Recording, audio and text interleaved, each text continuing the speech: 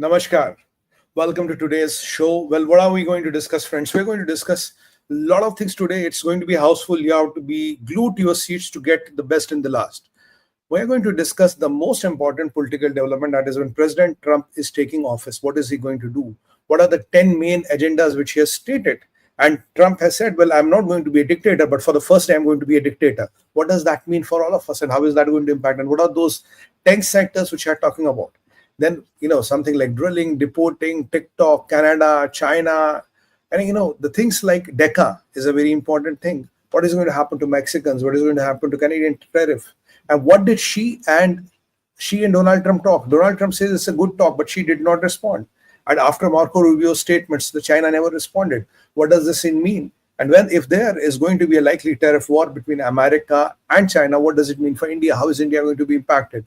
And there are many more things which are aligned to this, and there are many more stories which we are going to connect. And how will the new world order look like?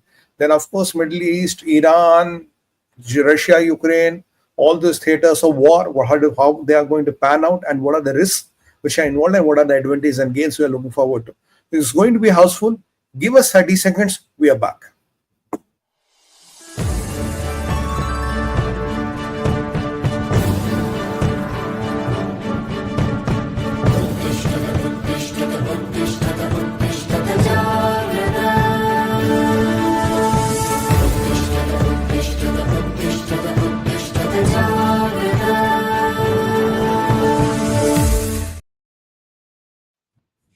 Namaskar.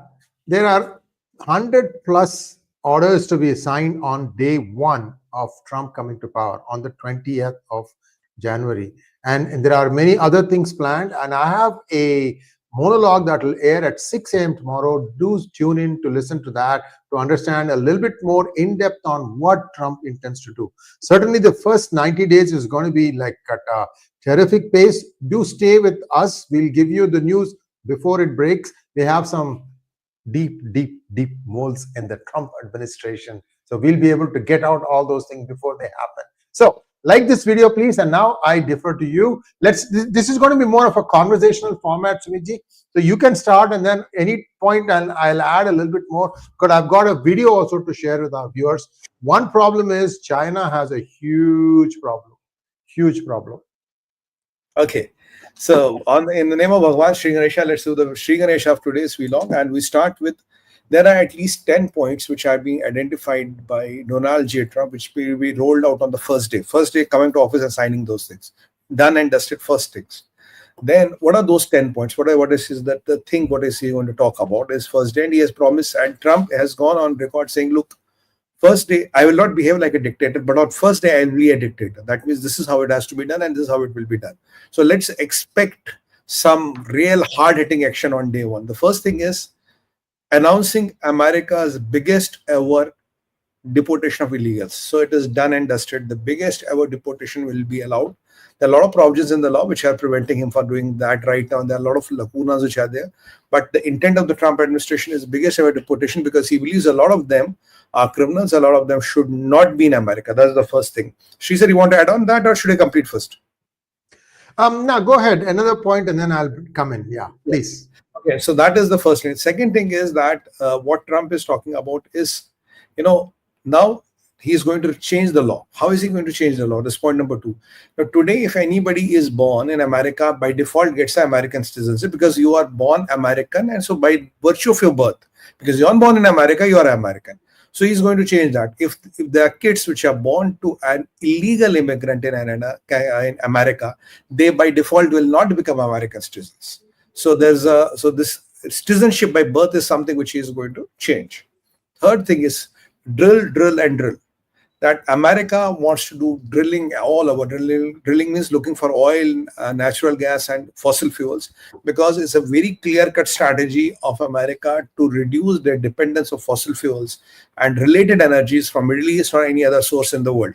So America has to be self-sufficient. And remember, there was a proposal when even America had a lot of crude, and it wanted to process that crude, but Joe Biden said in the Long Island we can't have more refineries because that will add to the pollution. So that is not what is going to happen.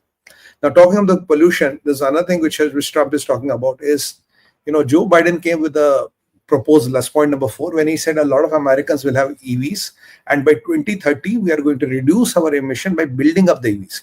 That is how Chinese entered the market, and that is how BYD and all made their way to America, because they were making them cheap. They were making them some cheap, shitty quality and selling them to Americans, because they knew by 2030 Biden had committed that, so there will have to be a lot of new EVs rolled out. It's a big market opportunity for China. Now, the Trump says he's going to first day come and quash that order. No more EVs. No, that Joe Biden's ordinance. What is going to happen? Then after that, he's going to crack his. Then other thing is the TikTok ban. Now TikTok ban is there. The Supreme Court of America has not given any respite to the TikTok. And it was told that Joe Biden just before leaving will not be able to kind of do that. So now, how does the Trump administration handle that, and what happens to the TikTok ban? Because you have 17 crore people. You have 17 crore people, 170 million people, which are already on TikTok. And there's a big story around it, which we'll cover more in detail. I'll hand it over to Sree sir before we take to the next point. Thank you so much. So drilling, the challenge there, viewers, is that America needs to make sure that the crude price doesn't drop below a certain number. Because if you want to drill, like for example, shale oil, you need it to be at least $35 per barrel. If it goes below that, then shale becomes a lossy proposition. And you have to understand that a lot of companies that started doing shale drilling had to close shop, and they basically went out of business. So now you have to rejuvenate that. So let's say 30 is too close, so they might go and try to keep it at 60. At 60, what happens is 60 is a magical number. Saudi Arabia today needs $75 per barrel in order to take care of the subsidies it provides its citizens, 15,000 plus princes and princesses. सबको डालना पड़ता है थोड़ा prasad, and also the rabid mullahs, the Salafism, I think they call it. They have to be taken care of so that they won't start making noise. So they need it to be at $75 to be even just be able to keep the thing running. But if you keep it at 60, what happens is US needs Saudi to come back to their side. So it will bring them back to the drawing table. 60 is within touching distance of 75, but at the same time, US is like playing hardball. So that game also will happen. So this drilling is essentially like, think about a pressure cooker. Every time the pressure builds up too much, the safety valve comes in. Same thing. I think you nailed it. And one of the fifth agendas is pardoning all those people who have been kind of who have been alleged that they did rioting on the Capitol Hill. He says even the person who did all this, who put cases on that, I'm going to take office, I'm going to fire the person, and they all will be pardoned. There are around 1,500 people which are there. Another thing on the agenda is part of this Russian-Ukraine war. He says Russian-Ukraine war will not be stopped, but we will come to a consensus where we can see the war will be stopped in first 24 hours. So in first 24 hours, you might not have a signed agreement, but yes, there'll be steps, there'll be things which are being talked, and we are already discussing that Putin and Trump are possibly going to meet, and this war will be put to a situation where you can feel that the war is being controlled and it is not going to spin out of control. The war is going to stop. Even now we have the Hamas-Israel truce in place, and it will be effective from tomorrow morning. Still today, 2 projectiles have come from Yemen. Even today, 1 hour back they were again sirens in Israel. Still the projectiles are coming. So one is the Russian-Ukraine war, which is on his agenda. Then Trump has this policy about he will not allow these so-called transgenders to participate as women athletes, because he believes that is not fair. Because if transgenders, they are basically have much more physical strength and endurance than a typical woman. I'm not trying to demean or defame anybody. It's a generic observation. So at transgenders, what do they do today? They try to participate as women athletes, which gives them edge over the other women. And so he says he's going to stop that.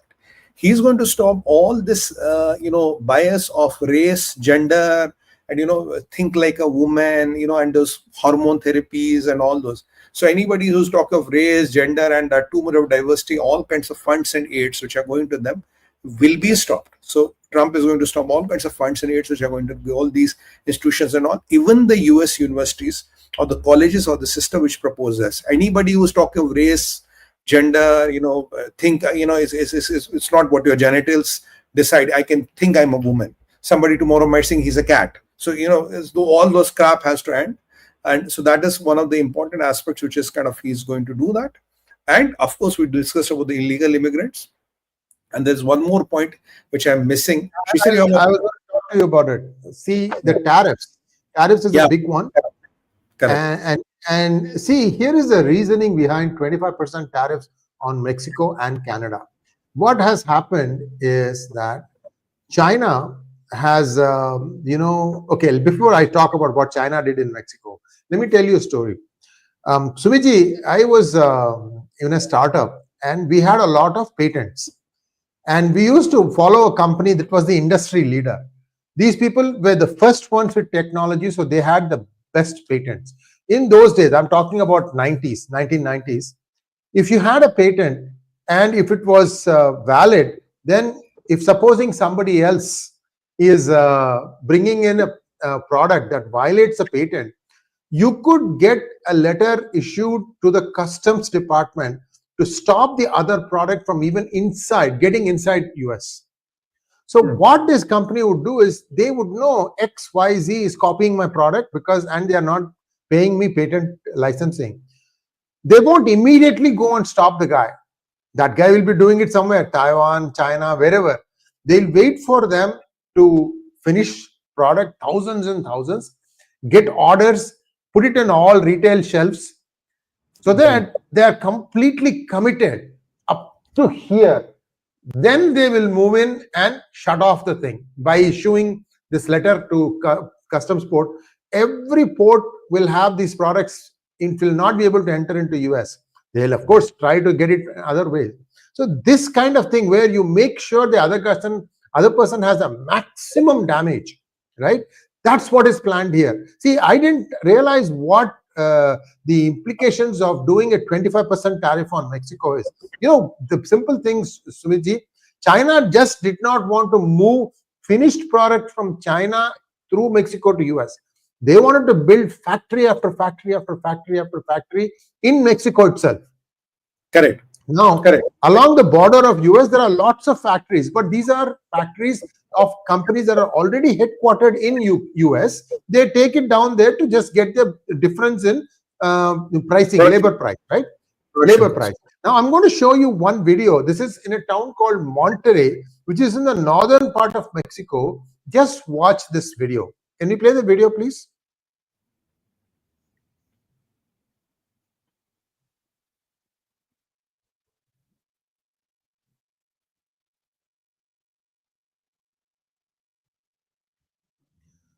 See how large this industrial estate is. This was completely built by China. It is called 𝗤𝗎𝗓 Industrial Park, and it is in northern part of Mexico. And people are supposed to be coming in and taking up this space and start building things by the thousands. Okay, now they've already invested millions and millions in this. They have bought up a lot of real estate in Mexico. Now what are they going to do? See, you cannot route it through some other country and bring it in, because you are supposed to be building it here. You've already invested so much money thinking that US will not do it. So China is in big SHIT, big problem. and also think about it. Even if they can get it working there, the bosses will be Chinese, the workers will be Mexico. Each one doesn't know the other one's language. I don't know how they can even do that, but God save them. So you wanted to add to that? Go ahead. Tariffs. I have 2 or 3 points to add. Basically, if I have seen Trump's election campaign video and all, he says, I love the word tariff. I'm in love with the word tariff. I love God, I love religion, I love tariff. That's quote unquote Donald J. Trump. So these are his 3 favorite words, and it's going to be, he says, tariff is the most effective economic tool to control a lot of menace. Now we already know, which even we have covered this aspect, which we were just discussing, sir, in our Endgame series, where Chinese companies, what did they do? They started moving a large part of their manufacturing to Mexico, set these industrial parks, so that the certificate of origin of the goods looks Mexico, is all Chinese money, Chinese bosses, a few Mexican laborers, and even the supervisors are Chinese. Then, usually if you have a tariff around 25% from China, from Mexico, you get 4%. So there's a difference of 21 to 22% in your tariffs for let's say, I'm making this in China, I have to pay 26%. I'm making exactly this in Mexico, I'm paying 4%. Because, and Americans believed in this nearshoring and all that. So Chinese, tried to, play with the system by, changing the bottle of the wine and exactly selling the same old wine in new bottles. Because Mexico had this advantage, because Americans wanted this, we should have this nearshoring. And with it came the Chinese people, came the Chinatowns, came the CCP, came the PLA, came everything. With it came the fentanyl, with it came the gambling, prostitution, and with it came the Chinese nefarious designs of infiltrating the US economy. So when you look at the whole thing, what Trump did, 25% tariff on Canada, 25% on Mexico. So these people, look the difference now. They were coming here for 21 or 22%. Now with 25% tariff, most of them have become unviable. Even there was one big mall in Mexico City which had all these counterfeit Chinese goods which were sold.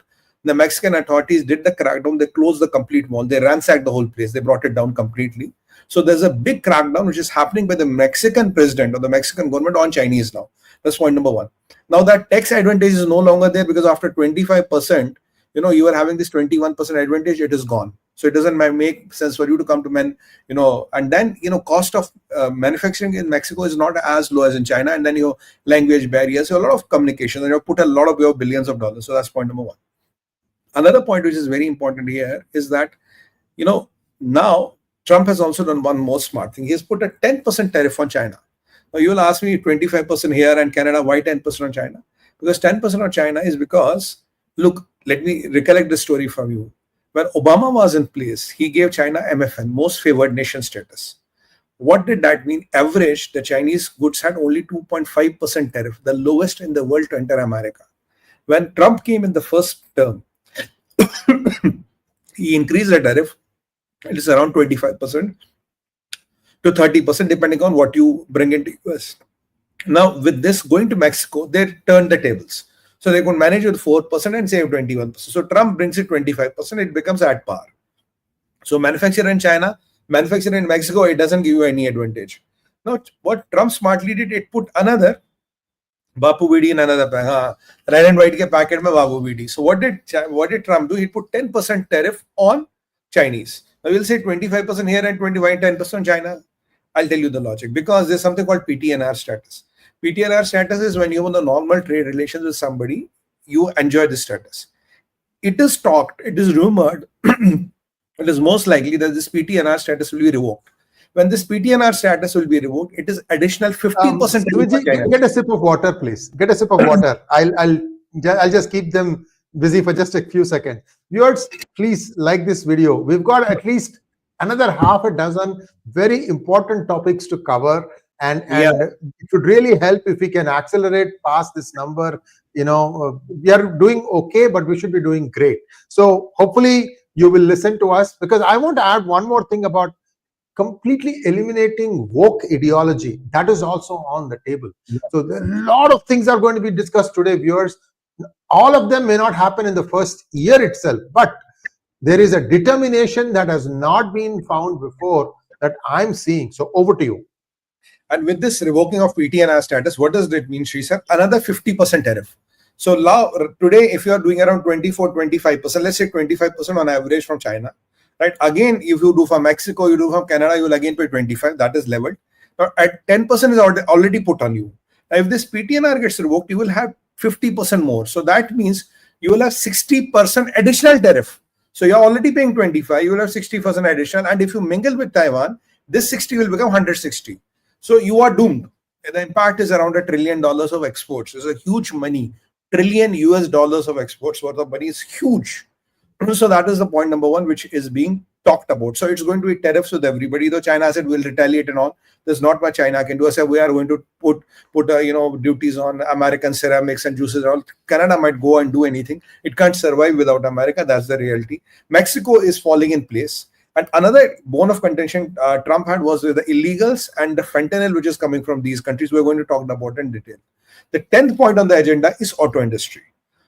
Trump has vowed that it is going to make auto industry viable in America. Again, remember, there was a lot of tariff put on Chinese cars. There was a lot of tariff put on Chinese EVs by America and Europe together because they were subsidizing them, and the BYD was trying to kill the American manufacturers, what they always do. So now with this Joe Biden's 2030 legislation gone, no EVs. People can choose the car they want. You don't have to go to a EV after Trump joins the office. You can drive petrol or diesel, whichever car you want, you can drive. No restrictions on that. So that's a very good thing. So you don't fundamentally need a lot of EVs. That's another thing. Second thing is, with this auto industry being rejuvenated, the manufacturing of cars will start in America. It will be the American cars for American people by American labor. That is the three punchlines here. So this is what is going to change. You don't need to import cars from everywhere in the world, including China, because China was the biggest car exports of China were happening to United States of America. So that China's auto industry, which is already shaking and crumbling, will get a decisive blow. And let me remind you here, if you look at the numbers and the borrowing of BYD, it is more dangerous than Evergrande. The borrowing and those ratios, debt equity ratio and all of BYD has crossed that of Evergrande. So if you see a next automobile industry failure in China, don't be surprised. We told you the first, we told you in Endgame, we are telling you and repeating it now on PGurus. So friends, remember that. Now these are the 10 main points which she is going to talk about. Now, after that, we come to this TikTok ban. Now we'll briefly talk about TikTok, then we have to talk about meeting between she and Donald Trump. And then we have to talk about implications on Bharat. That will be four major phases which we are talking about. Look, TikTok ban, and the American Supreme Court has given no respite to TikTok. So logically, 19th of January, the TikTok ban has to be in place. It has told Joe Biden administration, look, you cannot do it because you have 1 day in office. It has the onus is on the Donald J. Trump to kind of President Trump to implement this ban. Now, what happens? 170 million, 17 crore people who are using TikTok in America will have to go off the app because TikTok is seen as a national security threat. Now, the onus is on the President Trump. How much does he want to implement it or not? It will be seen, does he want to implement it fully or partially? Because if he doesn't want to implement it, there's a new president said then if whatever is passed by the Supreme Court or is endorsed by the Supreme Court, the government of the day can choose to implement it or not implement it. It's most likely going to happen because a lot of people from the TikTok have started moving to another Chinese app called Redmi or something. Now, in this, where you can interact with Chinese, and there are a lot of talks about how the cultural exchanges and all are happening, but that's all a facade.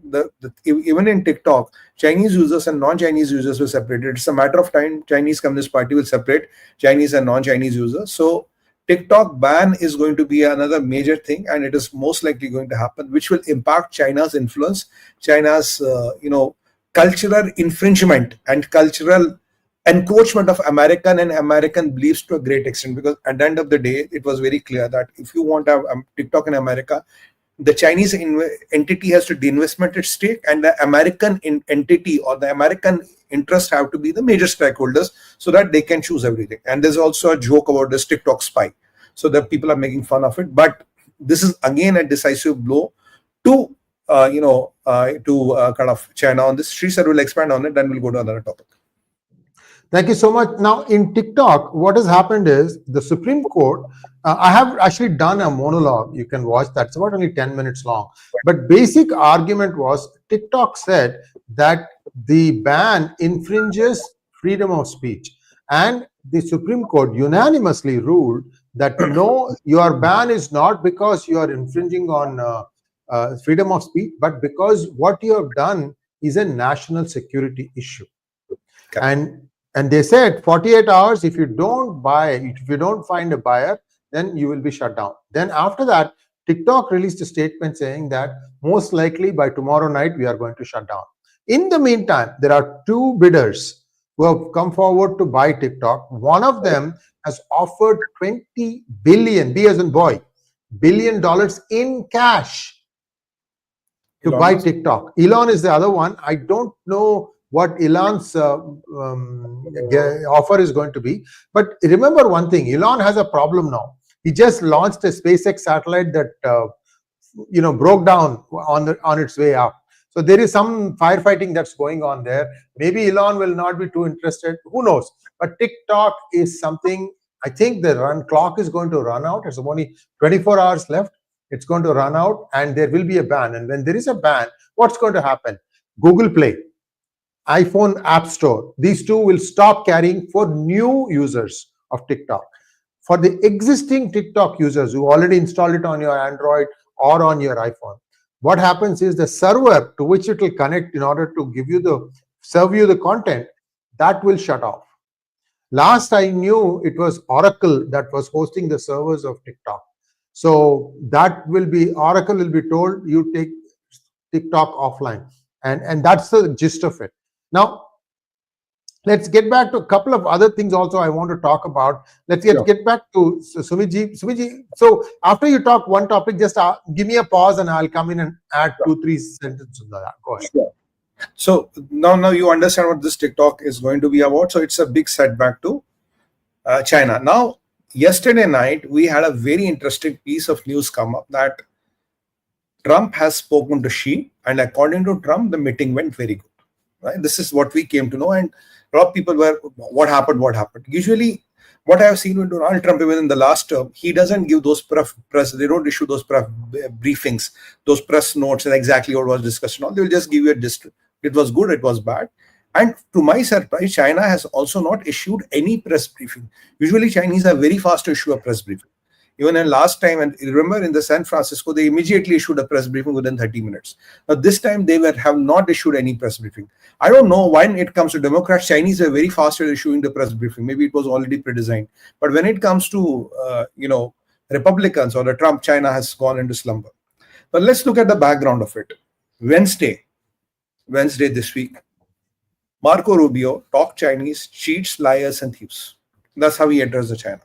And he said, we discussed that, how they've infringed, how they've stolen everything. They're not a superpower. They are our biggest national security risk. And our policy is going to be foreign policy is going to be China-centric. And we are going to be very, very aggressive with China. And it is American interest that will prevail first. That is what Marco Rubio said. And this is how he addressed them. Usually, one day before that, there was I think it was 1:25 in India in the night, or early morning, you may say. So what happened is there was a press note which came from America which said that there's a new AI related ban which Joe Biden has kind of imposed on China. Immediately at around 2 a.m., 1 hour of that, it was I think midnight in China. The Chinese Ministry of External Affairs, Mao, the lady spokesperson, came and said it's all atrocious, it's monopoly, all that, usual crying and cribbing. But after Marco Rubio's statement, nothing has come from China. They have not even spoken about it, as if they have gone deaf and dumb, which is good. Now, I was watching yesterday, after Marco Rubio said what he had to say, will the Chinese delegation still come to the swearing-in ceremony of the President Trump? And to my surprise, Chinese confirmed, yes, they are coming. She was not coming because that was already decided. You wanted to make a point, and I'll continue. So there is a big problem. What has happened is they were going to have the swearing-in ceremony outside, but 2 reasons has stopped that from happening. One is it's going to be extremely cold on the 20th of January. The second reason, it is believed that there is a plan to cause major extensive damage. So what they have decided now is that they are going to have it indoors, and only elected congressmen and senators are invited. Not even ambassadors of different countries. Everybody else, nobody is going. So this is the latest development. And I think, by the way, there are 2 other things that are happening. I'm trying to connect the dots. Please don't hold me responsible, because I'm just trying to connect the dots. What happened was 2 weeks ago, there were reporting of, ships, drones coming from ships, and then going over Chanma, scanning grid by grid, the entire New York City near the ocean front. And it is believed that a nuclear material had gone missing. And they were trying to use these drones with some sort of a sensor to find out if they can locate it. Looks like either that has been located or not located, we don't know. So that is one reason. The other reason is they have gone ahead and declared that on Tuesday there's going to be a major raid on illegals in Chicago. See, normally if you're going to go for a raid, you're going to make it a surprise. Then why go and telegraph it beforehand? So there is some connect. I think these 2 events and the fact that now they are having the swearing in inside the White House. I think it's the White House. That's where they're going to have the swearing in. But very, very limited capacity. And so it doesn't matter who got an invite, who did not get an invite. Nobody's going there. This is where things stand right now. Over to you. We can continue to the next topic. Right. So, with this, there's one more thing. Even Chicago and even Miami said the crackdown is even going to happen in Miami, which was not seen before. One more aspect was there. There are indications which indicate there are some security challenges which have to be mitigated, what Sree rightly said. Now, an important aspect is that is Chinese delegation going to come for it? Did they decide to walk away? They did not walk away. Now, as per Trump, he says the meeting went well, and Chinese side did not say anything. Now, what did Trump discuss? Trump discussed three things. First thing, this was fentanyl. He said, look, buddy, there's a lot of fentanyl coming from China. If you are going to do something about it, I can be considerate. If you are not going to be something about it, you will see tariffs and you will see your Chinese economy devastated. Second thing is tariffs. Third thing is what they discussed was one was TikTok. So three things were discussed: fentanyl, tariffs, and TikTok. There were three things on the agenda. It's like Prime Minister Modi, to give you an analogy, Prime Minister Modi calling Shahbaz Sharif, discussing POJK, 𝗥𝗘𝗙𝗪𝗏 and Pakistan-sponsored terror. So for Prime Minister Modi, the call was fantastic, but Pakistan never responded to that. Because you are calling China and hitting them on all the 3 fronts. Fentanyl. Fentanyl is coming from China, and possibly knowing the style of Donald Trump, he would have said, look, I know fentanyl is coming. If you are able to give me some serious commitments and timelines, I might consider tariffs and other things. If you are not going to do that, and PTNR revocation is on the cards, because he's very, very serious with the fentanyl now, because fentanyl is really causing ruckus in the American society. I every day see, people across the age groups, even in 60s to 70s to 18 years old, they are dying because of fentanyl. And fentanyl is an 18 months window. You are dead after 18 months. Nobody can save you.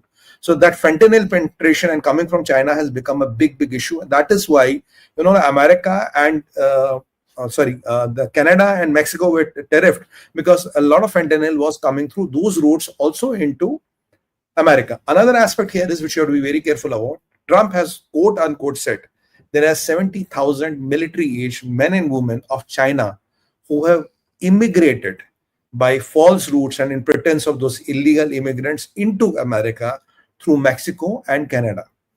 That's a very, very important aspect which is clearly stated. Now, what Sree is saying, now join the dots.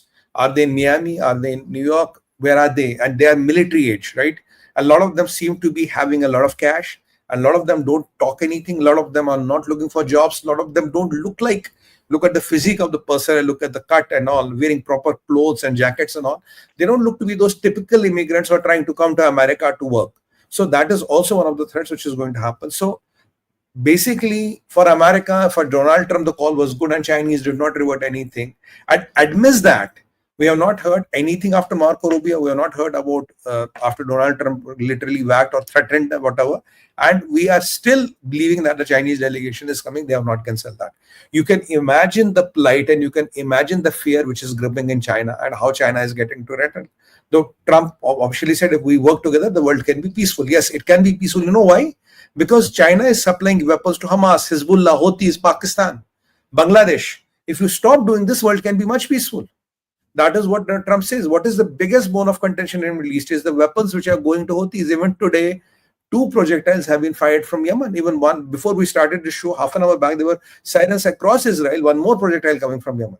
And who is giving weapons to Yemen? It is People's Republic of China. So I think Trump has put the things clear. And this is my points. Now tell me what are you going to do. If you have something offer on the table, bring it on. Else I'm going to do what I'm supposed to do. I think that is what the context of the discussion is. From an American perspective, it's good. Chinese not commenting means they are not very happy and they're really sulking about it. Over to you, Sree sir. Thank you so much, 𝗤𝗍. So what in my book, again, I'm just doing it personally, my interpretation, fentanyl has become a weapon of mass destruction as far as America is concerned. Correct. See, this is slow death. 18 months. The neck portion here, your neck is straight, right? If you're like an army guy, your neck will be straight like this. Slowly, the neck portion starts filling. 90%. By the time they are close to death, the neck is fallen off like this. Right here, my neck. It's like this. They're just walking like this. That is how bad the fentanyl death is. And they don't have any sense of what they are doing. They lose complete sense of themselves and they are not focused. Most of the time, these are children, or I mean, like college students and others who going and working, studying in campuses. Campuses are filled with drugs. I mean, this is this other thing that needs to work cleanup and drug cleanup in campuses on a war footing, I'm telling you. And the other thing that I have to also mention, Trump has said that, and this has been reiterated by other people also, like, for example, the Homeland Security, Department of Homeland Security Secretary Kristi Noem, who's governor of South Dakota, and if she is nominated, she'll be the next DHS secretary.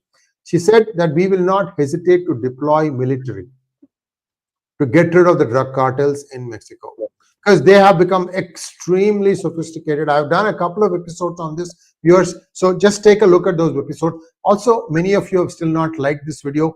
Please like this video. Like I said, our editor made sure it's like an exam ki taiyari. Both Sumit and I were given list.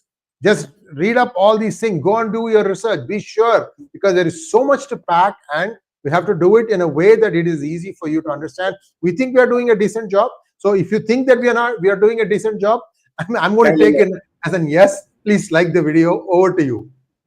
Okay, there's one more thing which I want to add where Sree left is, now Trump on record has said that use of most elite force of America is Delta Force.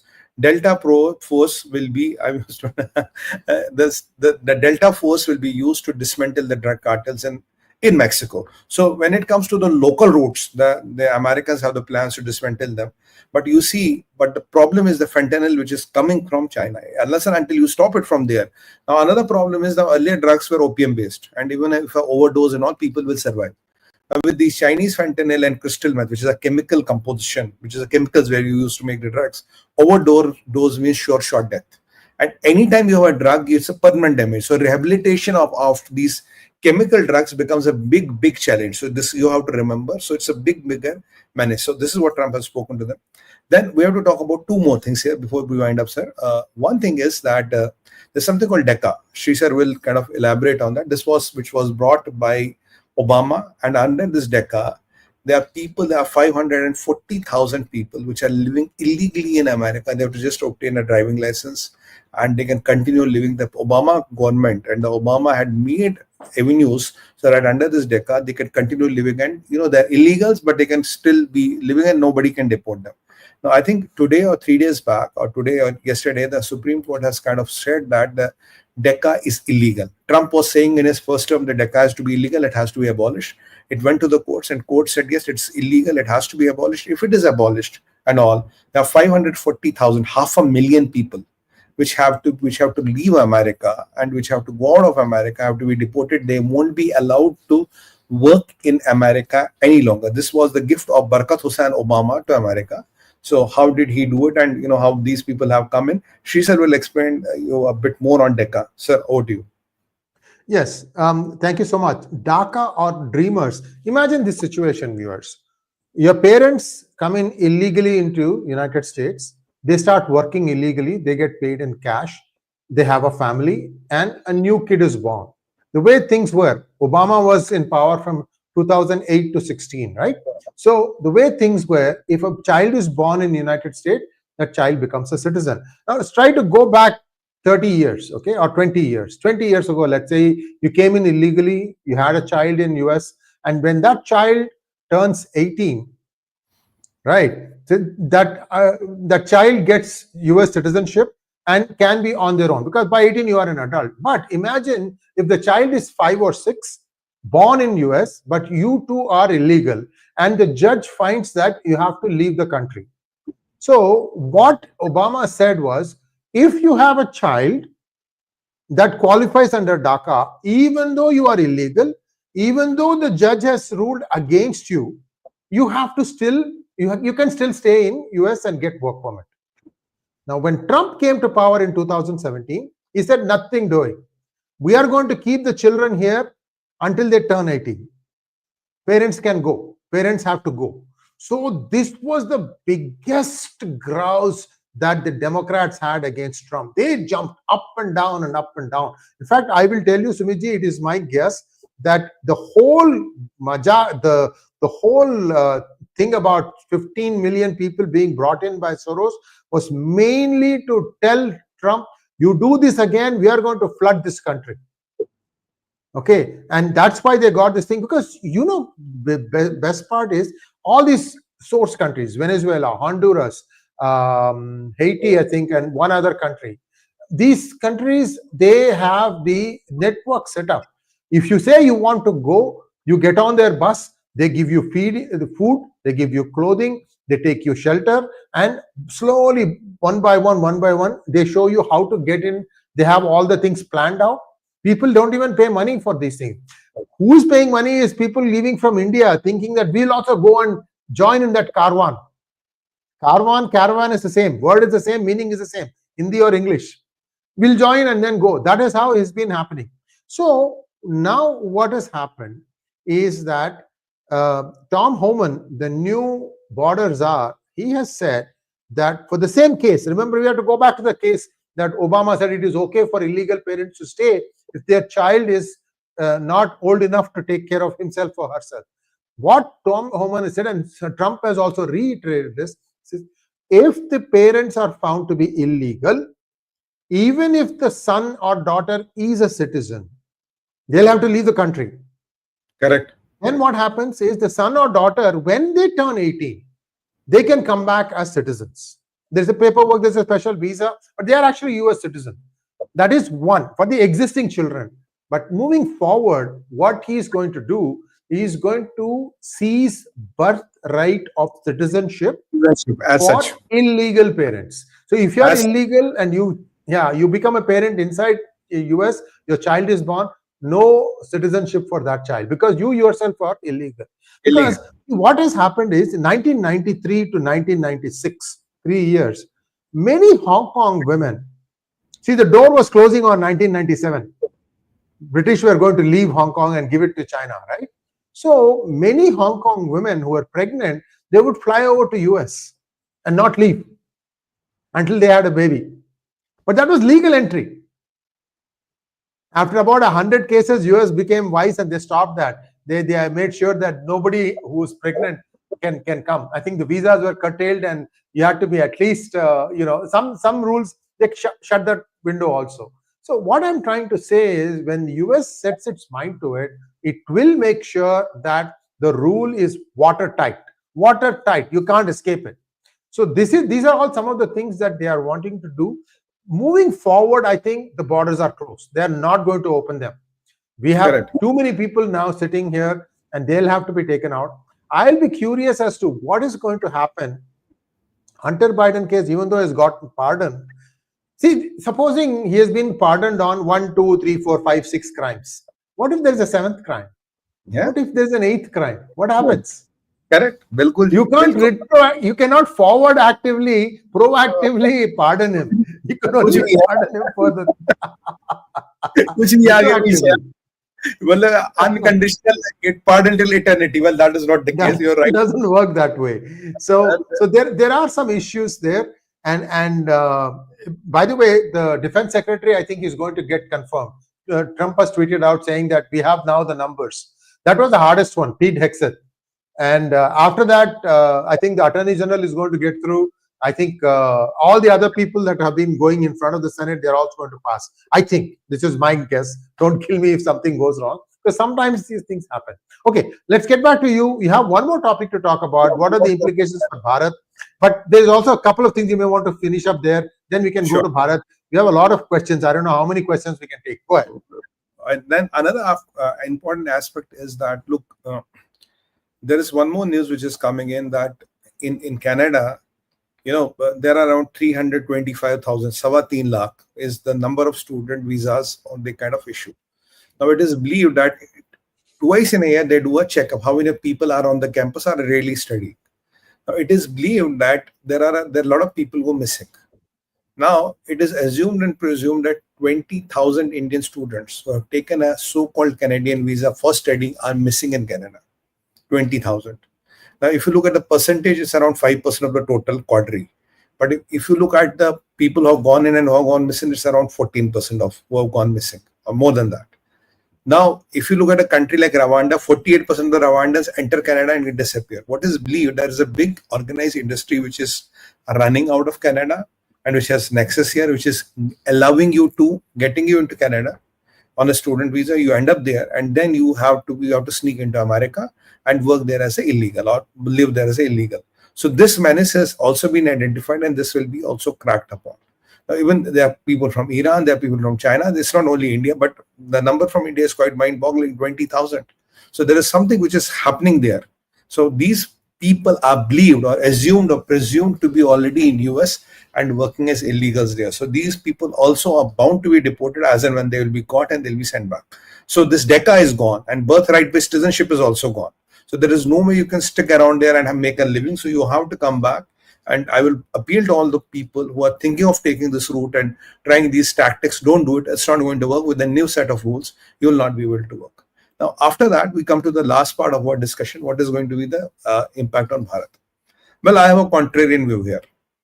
A lot of people, who have this half-baked knowledge about a lot of geoeconomical things say that, oh, it's going to impact Bharat. Look, the thought which is given to us by some elite journalists, they say that, oh, because of this trade war, the Indian industries is going to be impacted because the supply chains are going to get disrupted, because China will reciprocate to America, and because of that, things will get disrupted, and Indian electronics, Indian solar, and maybe one or two industries more will be impacted because we depend a lot on the Chinese raw materials, which too conceptually is true.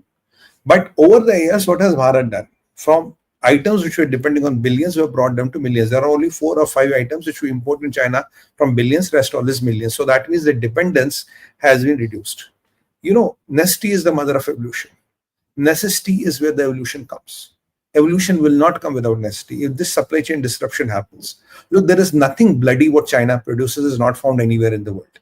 Your cost will only go up. So the first notion that has to be put out and put in the bloody dustbin and flushed is that those who don't understand, economics or whatever, there's nothing what China provides is proprietary and cannot be done anywhere. Okay, if I import from China, it might cost me, let's say, $2. If I import from Germany, it might be $3.50 or $3. That's the only thing.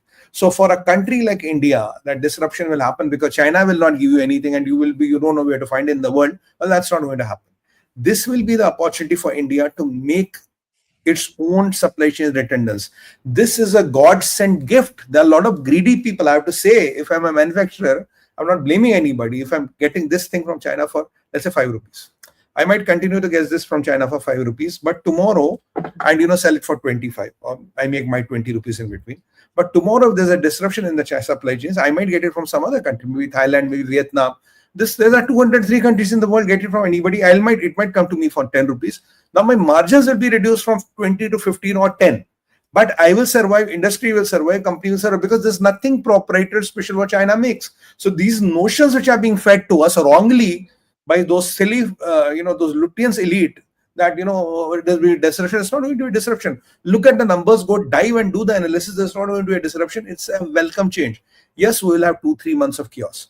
We'll have 2-3 months of hardship. But after 2-3 months, we have evolved. Look at solar panels. I'll give you an example. In solar panels, there was a time where we're importing everything from China. Modi ji came and said, nothing doing. We are manufacturing solar panels here. We are a part of the Solar Alliance, and we are the ones who have committed of production of highest green energy or solar power in the world. Now, the important step was to produce a solar panel. Now, when we started doing this, right, what did we do? We started looking at the efficiency of the photovoltaic cell. We started looking at the Indian manufacturers.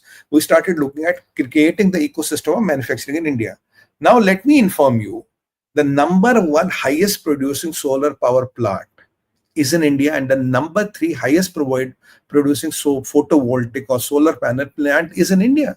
What did Modi ji do? After that had came and it said, cover all the canals with solar panels. We'll use, so that will help the water not to precipitate or evaporate so much, and will also produce power. It's a ready-made solar field.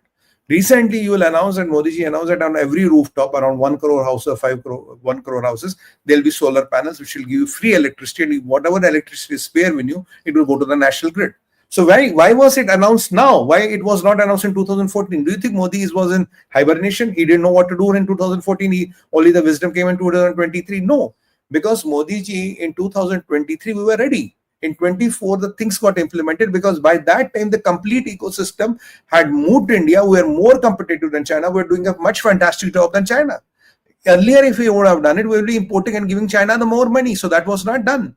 So when our ecosystem was ready and globally competitive, we involved the things. So in electronics or in solar panels is not going to be impacted. In electronics and other one or two industries like APIs and all, today our there was a time we were importing around 90% of the APIs from China. It's not to equal 30% now. So that we have made our resilient supply chains. And if this thing will happen, okay, 3 months it will be chaos, but after 3 months, I can bet you India will emerge more stronger, more resilient. And imagine the vacuum which this manufacturing base eroding out of China will create. Where will it go? Where will the lion's share come? Lion's share will come to India. So for our manufacturing, for our FDI, for our investment in startups, will have advantage. Yes, there will be 3 months of chaos. Okay, solar panels, I don't know why will be impacted. Yes, there will be a bit of impact in electronics. And remember, in the long run, China is not the one where you depend on semiconductors. We have our first semiconductor coming out in 2026. And by 1 or 2 years, we'll be independent on semiconductors, maybe 3 years down the line. Now, that is the way to do, like what you have done for solar panels, you have done for APIs. We'll do exactly do the same for electronics as well. But, have you, India will be impacted, it's not, China doesn't have any goddamn thing which the world is not available. It only sells cheap. Why don't we get it in our head? We might have to pay maybe $10, 5 rupees, 20 rupees more for something. That's all. It is not beyond that. It will not starve and die in hunger. So let's not get into these illusions and delusions, what some elite journalist of the Lutyens Daily think it is going to be. It's not going to be that. And they need to go and brush up their numbers and look at how does it really work. Don't read a third-rate online news portal and try to come in and give you numbers. I have given you facts, and whatever I talk is with facts, figures, data, and numbers. Right? I have given you examples how we have overcome all the challenges. It's a great opportunity because we will not have Chinese dependence. It will be a forced cut. I say it is a forced cut. Secondly, we will get this China, whatever erodes from China, part of it will come to India, or part of it will come to China, to India. 3 years, 6 months down the line, we'll be in a much better position. We are more independent, making more money, getting more FDI, and getting more money into startups. Last 3 years, who is getting maximum money in FDI? India or China? India. Who's getting maximum money in startups? India or China? India. So this talking about, China will hang and we are going to shake and we are going to fumble, this is all intellectual BS. Sorry to use that word. On that note, I like to end because already at 52 minutes and we have a lot of questions. Thank you so much, Sumitji. On semiconductors plants in India, I have a lot of ideas. I've worked in semiconductor industry in the fab as well as on the chip side. We'll do something dedicated on that, because people need to understand that it is not easy to put up a semiconductor fab. It takes a lot of time and expertise. So fast. Very expensive. You need to have a lot of fresh water, because see, if you think of, let's say you think of this iPhone, and let's say there are 25 chips that are inside. One chip, let's say the main chip will have 50 layers of silicon. 1, 2, 3, 4, 5, 6, 7, 8, 50. And in these 50 layers, you'll have intricate connections. This guy from layer 14 to layer 35, layer 2 to layer 49. You understand? And these wires should not intersect. Then there will be a short circuit ho jayega. So this is very complex layout. Now, what happens is, when you build a chip, you have to grow the silicon literally on a base wafer. You have a wafer, you have to literally grow silicon like the way you would grow a plant.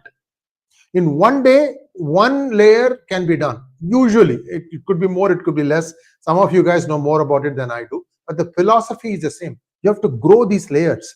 There are so many things that can go wrong in this that you need to have a fair amount of expertise before you can start matching or competing against fabs like TSMC. So it's going to be a long haul. All I'm trying to say is it's not easy. It's like, 9 women cannot give birth to a child in 1 month. As simple as that. Same principle. Now let's take some questions. Thank you, Peter Ramkishan, for your super sticker. Magnet Rangaji wants to know, Namaskar, with skeletons in the upload of the judge, no, I think still in the closet of the judge who sentenced Trump, is it possible that the sentence can be reversed? I don't know, Rangaji. I don't know what's going to happen. I mean, if the judge goes to jail, right, I mean, that's game over. Let's see what happens. I'm very curious too. Karthik Viswanathan wants to know, is Trump also thinking about alternatives to China? Isn't manufacturing in US prohibitively high? Well, I think it is not high because it's the customer who are willing to pay. Look, there was a time we were paying for cars around 5 to 7 lakhs. Now, any decent car is around 10 lakhs in India.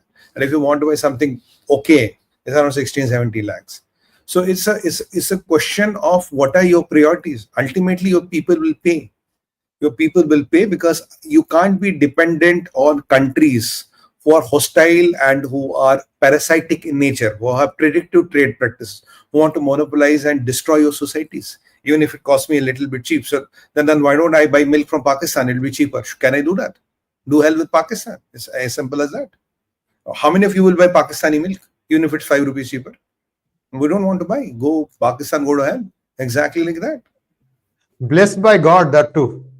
Pata nahi, I don't know what will be in that milk also. God only knows.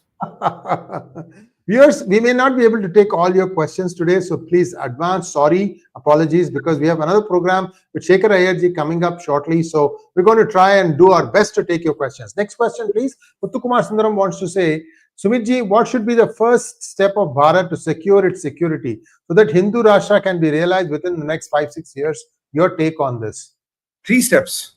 Make economy 10 times more. Make your manufacturing 10 times more, make your military 10 times more powerful, and you should not have any energy dependence from the Middle East. 4 things only I have on my card. And even Trump is working on them. I have been suggesting on PGurus also, if you know, that America cannot have any energy dependence from Middle East or Islamic countries. I'm saying same for the Bharat. 4 steps. Economy 10 times, manufacturing 10 times, create your R&D, make your IPR, and no energy dependence on them. And yes, military has to go 10 times of its size. Your arsenal, your manufacturing, everything, mind-boggling, out of proportions. Next one, please. Hrishikesh Talukdar, thank you so much. US diaspora helping 𝗠𝗢𝗏 𝗓𝗏. Yes, they are helping 𝗠𝗢𝗏 𝗓𝗏. Not only that, the mainstream media has picked it up. Elon Musk has picked it up. His mom had an interview with Tucker Carlson. I mean, that is ultimately the highest level of engagement with the media. This is going to be serious. Let's wait and see what happens. Mangat Ranga wants to know, cost of cars in Bharat is skewed. Taxes are higher than cost of manufacturing.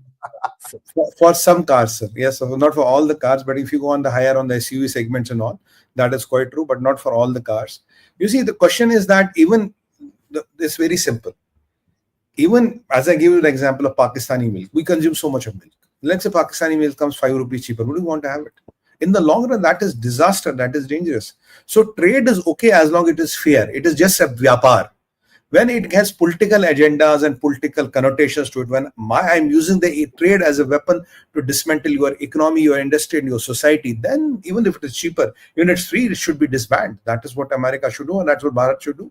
It's not only about profit and loss. It's about the civilizational ethos.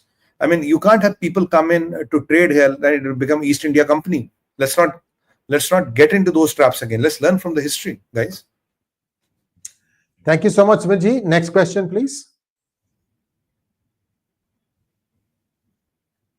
Thank you, Muthukumar Sundaram, for your super sticker. Are we going to take more questions, or are we going to do hard stop? I think we are done with the questions. Thank you so much, Sumitji. We just made it in time. And please like, share, and subscribe to our channel. Don't forget to click on the bell button for notifications. We'll be back with Sumitji on Saturday. Namaskar. No, tomorrow, sir, morning 10 o'clock. Today is Saturday. Oh, today's Saturday. Sorry, Sunday, 10 o'clock tomorrow. Thanks for reminding me. So friends, what I request really, please like this, because the kind of information we have packed in 15 minutes was mind-boggling, and the bond harmony between two of us was fantastic. So you have to appreciate this, and by pushing the like button and sharing it with your friends and all. This is all what you need to know what's happening and what's going to happen in US and how it is going to impact Bharat. And I wanted to debunk 2 notions. One is what happened between Shia and Trump. That's point number 1. Second thing, what is going to be the impact with Bharat? Even if you have a birth, this is called as a birth pangs or teething problems. That doesn't mean we should stop giving birth and stop having teeth. Namaskar. On that note, Bharat Mata ki jai, Vande Mataram, and Har Har Har Mahadev. Mahadev.